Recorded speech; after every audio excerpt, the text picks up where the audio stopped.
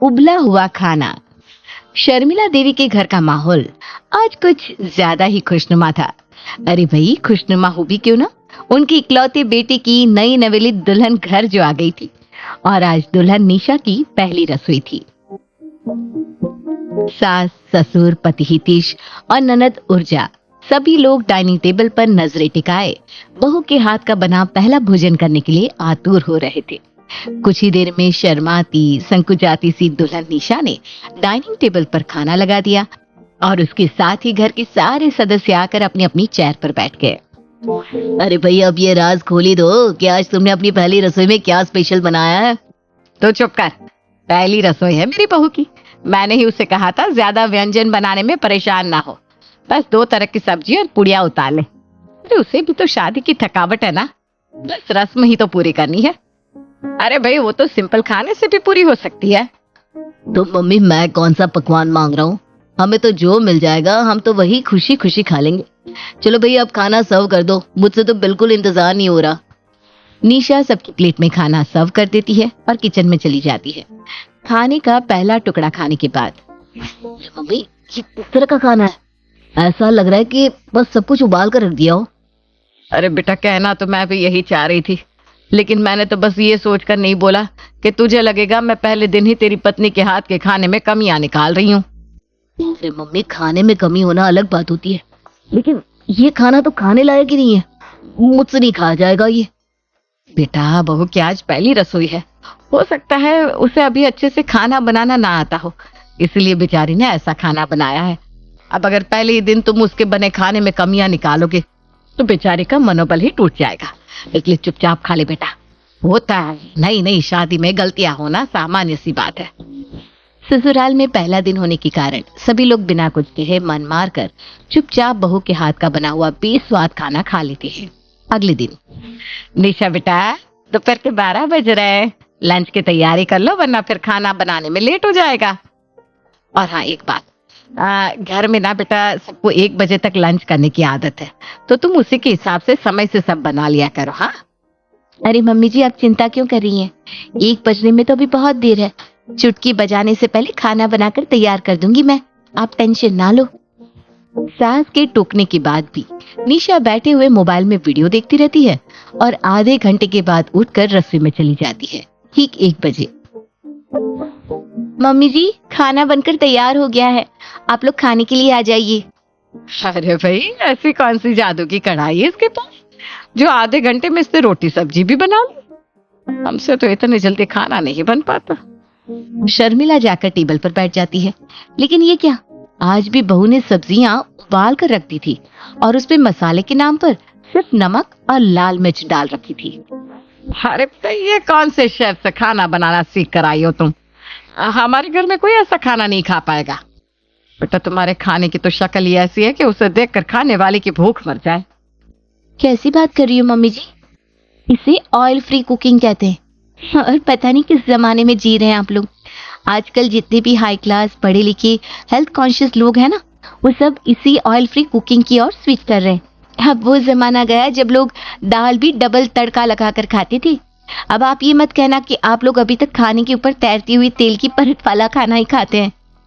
अरे बेटा, ऐसा कुछ नहीं है कि तेल जहर होता है, और अगर होता भी है ना तो बेटा हम ये जहर पिछले 50 साल से खा रहे हैं। हमारी बॉडी ने इम्यूनिटी डेवलप कर रखी है। हाँ, तो इस जहर से हमारा कुछ नहीं बिगड़ने वाला।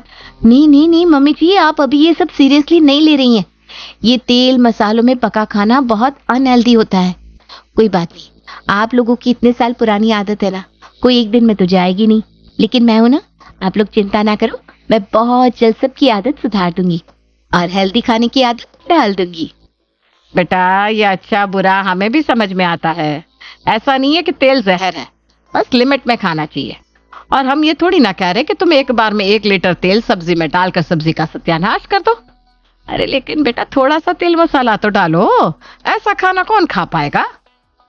वैसे मैं तेल मसाले वाला खाना बनाती तो नहीं हूँ माँ जी, लेकिन अगर आप कह रही हो ना तो ठीक है, आपके कहने से मैं कल से खाने में थोड़े मसाले डाल दिया करूंगी। अब क्या कर सकते हैं, वो कहते हैं ना, अच्छी बातें लोगों को इतनी जल्दी समझ में नहीं आती। जब कल को सबकी सेहत खराब होगी तो फिर आप लोग ये उबला हुआ खाना खुशी खुशी खाएंगे। निशा, तुम्हारा ये उबला हुआ खाना खाकर पल पल मरने से अच्छा है कि आदमी तेल मसाले वाला खाना खाकर मर जाए। अरे मरते समय ये तो संतुष्टि होगी कि जितने दिन जिए ढंग का खाना खाकर तो जिए। अगले दिन डिनर के लिए निशा गाजर, आलू, बीन्स और पत्ता गोभी को उबालने के बाद पतले पतले टुकड़ों में काट कर और उनके ऊपर काली मिर्च, नमक, सीजनिंग, एक चुटकी गरम मसाला छिड़क कर अंग्रेजी रेस्टोरेंट की तरह सजाकर डाइनिंग टेबल पर लगा देती है। नितेश जी, आइए डिनर कर लीजिए। बुला तो ऐसे रही हो जैसे आज तुमने शाही पनीर बनाया होगा। अरे ऐसे खाने को ना डिनर और लंच कहना कानूनन अपराध होना चाहिए। सिर्फ अपराध ही नहीं, कम से कम 6 महीने की सजा भी होनी चाहिए। ये जो तुम रोज बनाती हो ना, इसे खाना नहीं, आम भाषा में घास फूस कहते हैं। बेटा, अब तो जो तेरी बीवी बना कर दे रही है वही खाना पड़ेगा। शादी करके लाए इसे, अब तो इसे ही जीवन भर झेलना है। अरे 10-10 बार समझाया था तुझे कि उस दिल्ली वाली लड़की के साथ रिश्ता कर लेते हैं। अरे टेस्ट के मामले में दिल्ली वालों से बराबरी थोड़ी है किसकी। वो बहू बनकर आती ना तो रोज चटपटा स्वादिष्ट खाना खाने को मिलता, लेकिन तो इस निशा के सुंदर सूरत पर फिदा हुआ पड़ा था। तुझे वो सिंपल सी लड़की कहाँ पसंद आने वाली थी। अब ऐसा कर बेटा, इसका मुंह देख कर ही पेट भर ले, क्योंकि खाना तो जैसा ये बनाती है ना, आदमी खाने से ज्यादा खुदकुशी करना ज्यादा बेहतर समझ ले। अरे भाभी ठीक है, सब्जी आप उबाल कर बनाती हो, समझ में आता है, लेकिन ये खीर, ये कौन सी ट्रिक से बनाई है आपने? बिल्कुल भी स्वाद नहीं है। देखो, ज्यादा देर तक पकाने से खाने के न्यूट्रिशन खत्म हो जाते हैं, इसलिए मैंने पहले कुकर में चावल उबाल लिए और फिर बाद में उसे मीठे दूध में मिक्स कर दिया। देखो, तुम्हारी भी कुछ सालों में शादी होने वाली है, तुम भी ना ये सारी रेसिपी सीख लो। है? कुकर में खीर कौन बनाता है भाई? मम्मी, इस घर में आजकल सब कुछ उबाल कर ही तो बन रहा है। आपको पता है, कल इसने टिंडे पहले कुकर में डालकर उबाल दिए और फिर मुझे खुश करने के लिए 1 चम्मच तेल में उसे छौंक दिया। मुझे तो पहले से ही टिंडों से नफरत थी, और निशा के टिंडे खाने के बाद तो मुझे ऐसा लगा कि किसी को इच्छा मृत्यु लेनी हो ना तो वो बस इसके हाथ के टिंडे खा ले। 1 घंटे में बंदा तड़प तड़प कर ना मर जाए तो कहना। अरे मम्मी भैया, आप लोगों ने एक बात नोटिस की? ये जो उबला हुआ इतना गंदा टेस्टलेस खाना भाभी हमारे लिए बनाती है ना, उसे वो खुद कभी नहीं खाती। सुबह नाश्ते में अपने लिए अंडा उबाल लेती है, दोपहर और रात को फ्रूट्स खाती है। मतलब ये गंदा खाना उनसे कभी खाया ही नहीं जाता। हाँ, ये बात तो मैंने नोटिस ही नहीं की। बस मिल गया सोल्यूशन। 2 दिन अपने हाथ का खाना खा लेगी तो खुद ढंग का खाना बनाना शुरू कर देगी। अगले दिन, अरे बहू आओ तो, देखो कितना अच्छा नाश्ता बना है। और तुम सुबह ये अंडे लेकर बैठी। आओ आओ, हमारे साथ नाश्ता करो। नहीं नहीं मम्मी जी, मैं ऐसा कुछ भी नहीं खाती। मैं सिर्फ गिन कर ही कैलोरीज लेती हूँ, इसलिए तो मैं अंडा खाकर ही ठीक हूँ। आप लोग खाइए। रात को, आओ निशा, आज मेरे साथ डिनर करो ना, खाना हम खुद सर्व कर लेंगे। नहीं नहीं, मैं रात को ना कार्ब फ्री फूड लेती हूँ। मतलब रोटी चावल ये सब नहीं खाती, मैं बस फ्रूट्स खाऊंगी। आप लोग डिनर करो ना। मम्मी, ये भाभी तो बहुत स्मार्ट है, बहुत सफाई से हर बार बच जाती है। अब क्या करें? लगता है मास्टर स्ट्रोक खेलने का समय आ गया है। अब तुम देखो मेरा कमाल। अगले दिन लंच के टाइम, अरे ये क्या हो गया सारे फ्रूट्स को? ऐसा लग रहा है किसी ने उबाल दी हो। और ये केला, ही इतना टेस्टलेस लग रहा है। अरे बेटा खाओ ना, क्या हुआ, ऐसा मुंह क्यों बना रही हो? मम्मी जी, मुझसे ये फ्रूट्स नहीं खाए जा रहे। पता नहीं किसने सब फ्रूट्स को बॉईल कर दिया है। अरे भाभी, आप कितनी मेहनत करती हो, हमारे लिए सब्जियां उबालती हो, प्लेट में सर्व करती हो, फिर आप क्यों कच्चे फल खाओगी? इसलिए मैंने आपके सारे फ्रूट्स उबाल दिए हैं। अब आप ना बेफिक्र होकर खाइए। उबालने से इसके सारे वायरस और बैक्टीरिया खत्म हो गए होंगे। फिलहाल तो निशा के पास कोई जवाब नहीं था, इसलिए वो बिना खाए अपने कमरे में चली जाती है। शाम के समय निशा के पेट में चूहे कूद रहे थे। अपनी भूख मिटाने को जैसे ही वो फ्रूट्स उठाती है तो देखती है कि फिर से सारे फल उबले हुए रखे हैं। अरे भाई बस करो ना, अब भूख से मेरी जान जा रही है और आप लोगों ने फिर से सब उबाल कर रख दिया। इतने टेस्टलेस फ्रूट्स मैं खा ही नहीं पा रही हूँ। अरे भाभी, टेस्ट का नहीं, अपनी भूख का ख्याल करो। खा लो चुपचाप। हमें देखो, हम भी तो कितने समय से ये सब खा ही रहे हैं ना। देखिए, मैं मानती हूँ उबला खाना खिलाना बहुत गलत है, वो हेल्थ की बातें करना तो बस बहाना है, मैं सब इसलिए कर रही थी ताकि आप लोग खुद मुझे खाना बनाने से मना कर दो और फिर मैं आराम से बिस्तर पर बैठकर मम्मी जी के हाथ का खाना खाऊं। बेटा तूने चाल तो अच्छी चली थी, लेकिन तू ये भूल गई कि सास सास होती है, जो अपनी पर आ जाए तो सांस लेना दुश्वार कर देती है। 2 दिन में ही निशा पटरी पर आ गई थी और अब खुशी खुशी सबके लिए मसालेदार खाना बनाती थी। न जाने क्यों नहीं नजर पड़ी इसकी मोटी कमर पर, चेहरे पर ही रुक गई थी निगाह। अब पता लगता है कि कमर नहीं कमरा है बहू का। अरे क्या है, क्यों बेचारे को कमर के लिए कोसती रहती हो?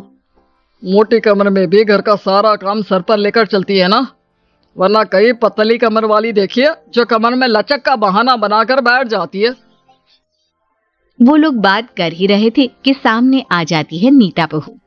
नीता का चेहरा किसी चांद से कम ना था, लेकिन कमर, हाय रे, कमर तो ऐसी मोटी कि क्या कहना। माँ जी, वो पापा जी का फोन आया था, भाई को बेटा हुआ है ना तो बुलाया है, मैं जाऊं? एक तेरी देवरानी है, मायके जाकर फोन करती है कि पहुंच गई, तब तेरी सास को पता चलता है कि छोटी बहू मायके में है और एक तरफ तू है। खैर, सास को जब पता चलता है कि बहू के भाई को बेटा हुआ है, वो समझ जाती है कि लेन देन में तो खूब मिलेगा, पहला बेटा है। हाँ हाँ, क्यों नहीं, चल मैं भी चलती हूँ। वैसे भी कितना वक्त हो गया तेरे मायके नहीं गई, तेरी माँ तो बुलाती रहती है। एक काम कर, चौराहे के कल्लू की दुकान से 1 किलो कलाकंद पैक करवा ले। बस फिर क्या था, निकल पड़ती है सास बहू के मायके के लिए। बहू आगे आगे, सास पीछे पीछे। हे भगवान, कितनी मोटी कमर है इसकी, मुझे तो इसके साथ चलने में भी शर्म आ रही है। तभी बस आ जाती है और सास बहू बस पर चढ़ जाती है। ले भैया, जरा रामपुर की 2 टिकट दे दे। कंडक्टर पहले बहू को देखता है, फिर सास को। एक टिकट और ले लो। कहाँ तुम दोनों 2 सीट पर आओगी? इनकी तो कमर ही इतनी चौड़ी है कि 2 सीट में तो अकेली यही बैठेंगी। कैसी बात कर रहे हो? कोई चौड़ा हो मोटा हो तो क्या 2 टिकट लोगे? हूं तो मैं एक ही ना। अरे रहने दे बहू, रहने दे, वो क्या है ना, बहस करके कोई फायदा नहीं है। लो भैया पैसे पकड़ो, बस हम दोनों को बिठा दो कहीं। खैर, तो सफर ही था, कट गया। वहीं मायके पहुंचकर मायके का पड़ोसी, क्या बात है बहन जी, नीता की सास है ना आप? हाँ हाँ अंकल जी, मेरी सास है। शादी में तो देखा होगा ना, वैसे पहले भी तो आई हैं मम्मी जी, फिर क्यों पूछ रहे हैं? अरे नीता बिटिया, तेरी सास तो जवान होती जा रही है, तेरे आगे तो लग रहा है जैसे तू सास और वो बहू। नीता को पड़ोसी अंकल की हरकत ठीक नहीं लगती, वो जोर से बोलती है, चलिए मम्मी जी अंदर, थरकी हो रहे अंकल कुछ ज्यादा ही। शर्म नहीं आ रही? जिस उम्र में राम का नाम लेना चाहिए, झूठ का पुल बना रहे हैं। सास को नीता की बात पर गुस्सा आ जाता है। क्यों नीता, क्या झूठ बोल रहे हैं ये? सभी बोलते हैं मुझे कि मैं तो सास लगती ही नहीं, तो इसमें झूठ क्या है? और कमर देखी है तेरी, कमर देख। सास तो जैसे ट्रेन की तरफ भागी जा रही थी, बोली जा रही थी कि नीता की माँ बाहर आ जाती है। नीता की माँ पड़ोसी को देखकर, क्यों भाई साहब, फिर खड़े हो गए आप? पुलिस बुलाऊं क्या? फिर वो नीता की सास की ओर देखकर कहती है, आइए आइए बहन जी, बड़े दिनों में आना हुआ। वैसे माफ करना ना, ये हमारे पड़ोसी थोड़ा कैरेक्टर का ढीला है, मुझे देखकर रोज कहता है कटरीना लग रही हो। मैंने तो पुलिस को ही कंप्लेन कर दी थी। नीता अब सास की ओर देखती है। सास बेचारी शर्म के मारे सर नीचे करके अंदर आ जाती है। माना बहू की कमर मोटी है, लेकिन भला शक्ल का बुढ़ापा कैसे छिप सकता है? कुछ दिन ऐसे ही गुजर जाते हैं। फिर एक दिन, बहू सोच रही हूँ तुझे करवा चौथ की साड़ी दिलवा दूं। बहू इंस्टाग्राम लेकर सास के पास आती है। माँ जी, ऐसी साड़ी दिलवा दो ना, बहुत फैशन में है। हाँ हाँ, क्यों नहीं, पता है सास से जितना लेते हैं ना, उससे ज्यादा वापस भी करना पड़ता है। जी माँ जी पता है, अब चलो तो। सास बहू दोनों पहुंच जाती है साड़ी की दुकान पर, जहां साड़ी वाला हाँ जी, किसके लिए साड़ी लेनी है बताइए। मेरे लिए वो वाली दिखाओ ना साड़ी। साड़ी वाला पहले साड़ी देखता है, फिर बहू को देखता है। मैडम वो तो साड़ी आपको आएगी नहीं। आप एक काम करें, होलसेल की दुकान में चली जाइए, वहां थान का कपड़ा मिलता है, उसे लपेट कर कटवा लीजिए। वही आएगी आपको। ये तो किसी पतली कमर वाली के लिए है। माफ कीजिए। अच्छा तो ये मुझे आएगी क्या? हाँ हाँ, बहुत ही आराम से पैक कर दूं क्या? हाँ कर दीजिए, और जो बिल है ना वो ये बहू से ही ले लेना। अच्छा चलती हूँ मैं। तो जो साड़ी नीता को चाहिए थी वो तो सास लेकर निकल गई, लेकिन अब वो क्या करे, थान की दुकान भूल गए। नीता सीधा वहीं जाती है, लेकिन वहां जाकर क्या फायदा वैसी ही साड़ी लेकर, सास भी वही बहू भी वही। मैंने तो गलती ही कर दी, सास को लेकर आ गई, लेकिन अब क्या करूं मैं। तभी सामने खड़ी सेल्सगर्ल समझ जाती है। मैडम परेशान ना हो, आजकल तो वैसे भी साड़ी कौन पहनता है। मैं आपके लिए एक ऐसी डिजाइनर ड्रेस सिल दूंगी कि हर कोई आपको देखते ही रह जाएगा। बहू को भी उस लड़की की बात समझ में आती है और वो उससे सुंदर ड्रेस बनवाकर घर ले आती है। फिर करवा चौथ के दिन, कैसी लग रही हूँ मैं इस साड़ी में? बहुत सुंदर लग रही हो मेरी बूंदी की लड्डू। तभी वहां नीता आ जाती है, वैसे ही कपड़े और प्रिंट में, लेकिन उसकी ड्रेस का तो कोई जवाब ही नहीं था। अरे बहू, ये कहाँ से लाई? ये तो नहीं दिखाया। माँ जी आपको साड़ी दिखाई तो वो तो आप हड़प कर बैठ गई। अब क्या इस उम्र में ड्रेस भी चाहिए आपको? सास को बहू पर गुस्सा आ जाता है और वो ठान लेती है कि अब वो बहू को नहीं छोड़ेगी, चाहे जो हो जाए। फिर एक दिन, बहू बहू, मैं क्या कहती हूँ, हम लोगों को ना जिम जाना चाहिए। वो क्या है ना, हाथ पैर चलेंगे तो थोड़ा शरीर खुलेगा, समझ रही हो ना? हाँ माँ जी, वैसे भी मुझे लगता है कि मेरी कमर हल्की सी मोटी है, मैं भी चलती हूँ जिम। फिर क्या था, सास बहू पहुंच जाती है जिम, जहां जानबूझकर सास जिम ट्रेनर से कहती है, वो क्या है ना, बड़ी मोटी हो रही हूँ मैं, यही सोचकर रात को नींद भी नहीं आती कि कमर कमरा बनती जा रही है। सर आप तो बस मुझे पतला कर दो, फिट रहूंगी तभी तो काम कर पाऊंगी, फिर मेरी उम्र भी वैसे क्या है। बहू देख रही होती है कि अचानक अपनी कमर को लेकर सास इतनी सीरियस क्यों हो रही है। ट्रेनर बहू की ओर देखता है और फिर कहता है, और आप? है जी, ये मेरी बहू है, जबरदस्ती लेकर आई हूँ मैं कि चल स्वास्थ्य का थोड़ा ख्याल रख ले तू भी, वरना आजकल के बच्चे। शर्म आनी चाहिए आपको। बहू अपने आप को निहारती है, फिर ट्रेनर की ओर देखती है। क्यों, कैसी शर्म? कपड़े तो पूरे पहने हैं मैंने, क्यों शर्म करूं? कपड़ों से ही शर्म नहीं छुपती, अच्छा स्वास्थ्य भी निशानी होती है। धन्य है कि ऐसी सास की बहू है जिनको खुद के शरीर को लेकर इतनी चिंता है, नहीं तो कैसे कैसे लोग हैं आप जैसे, कमर की जगह पूरा 2 BHK का फ्लैट लेकर घूम रही हैं और फिर भी जरा भी चिंता नहीं। अब बहू को माजरा समझ में आ जाता है कि मामला क्या है। मैंने ड्रेस नहीं दी तो सरेआम मेरी बेइज्जती।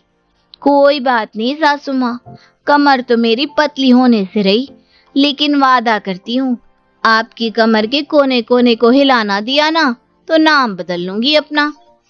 सास बहू घर आ जाती है, लेकिन कमर को लेकर एक शांत सी जंग अब छिड़ चुकी होती है। बहू वो क्या है ना, छत पर आम सूखने रखे हैं अचार के लिए, ले आना जरा। मैं कैसे जाऊं माँ जी कमर लेकर, आप तो जानती हैं, मानती हैं, समझती हैं कि मैं कितनी मुश्किल से ये 2 BHK का फ्लैट कमर में लेकर घूम रही हूँ। लचीली तो आप है ना, तो उठिए और चढ़ाई शुरू कर दीजिए। सास को गुस्सा आ जाता है। सामने से छोटी बहू जा रही थी। आरक्षित की मेरी प्यारी सी बच्ची, जा सुरक्षित से आम तो उठा ला। हाय रे मेरी कमर, जब मैं चढ़ती हूँ तो कभी दाएं कभी बाएं। लचीली सी है ना सासू माँ। मैं ना अभी सोने जा रही हूँ, बाय, गुड नाइट। हाय रे, छोटी न जाने किस बेल की लता समझती है खुद को। खिलाना इतराना तो इसका खत्म ही नहीं हो रहा। एक बड़ी ही कामकाजी थी। तभी ससुर जी आ जाते हैं। वही तो मैं भी कह रहा था कि बड़ी भले ही मोटी कमर वाली हो, लेकिन मजाल थी तेरी किसी बात को वो बच्ची ने टाला हो। बहू, जरा चाय लाना। नीता झट से ससुर जी के लिए चाय ले आती है।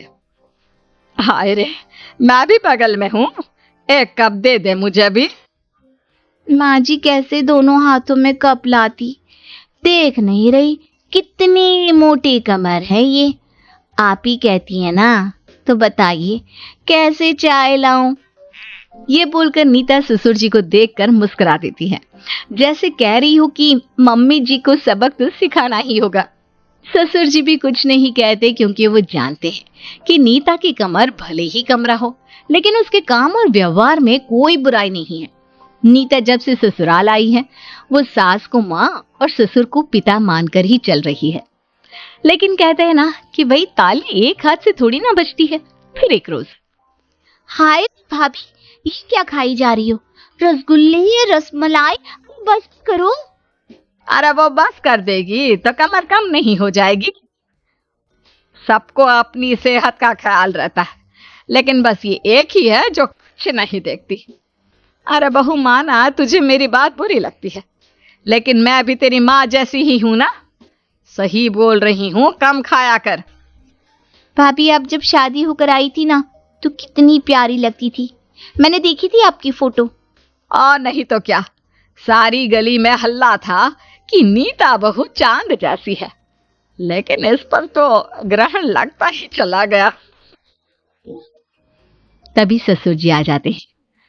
माना नीता बहू मोटी हो रही है, लेकिन तुम लोगों को उसका मनोबल बनाकर उसे वेट कम करने के लिए व्यायाम, एक्सरसाइज, डाइट के लिए बोलना चाहिए, प्रेरणा देनी चाहिए, ना कि उसका मजाक उड़ाओ। हमारे समाज में यही तो बुराई है।